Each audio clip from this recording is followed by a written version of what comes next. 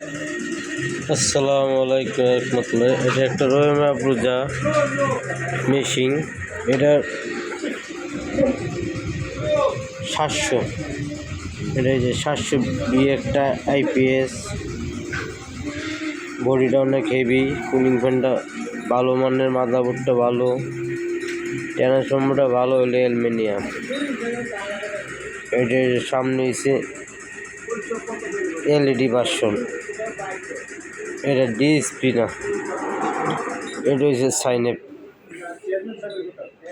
এটা আপনার চার্জ আছে 20 এম্পিয়ার, 350 ওয়াট। ব্যাটারি ভোল্টেজ হয়ে আছে 14। এরপর আপনার এই যে মসফেট, কোনো হিট নাই। এটা আপনার চার্জিংয়ের সমস্যা, হালকা হিট, মানে এই হিট ধরা যায় না। যে আপনার ট্রান্সফর্মার হিসাবে কোন হিট, এটা একদম হালকা। এরা রহিম আফরোজা মেশিনগুলো অনেক দামি, কোয়ালিটি, ফিউচারগুলো কোয়ালিটিগুলো অনেক কোয়ালিটিফুল। এটা অ্যালুমিনিয়াম হলো, মাদারবোর্ডটা অনেক কোয়ালিটিফুল, মসফেটগুলো অনেক ভালো।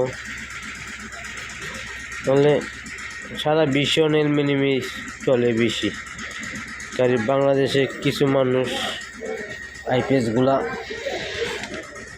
তামাতে বানায়।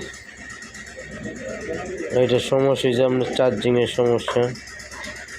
চার্জিংয়ের কাজটা এখন করা হবে, ঠিক আছে ইনশাল্লাহ।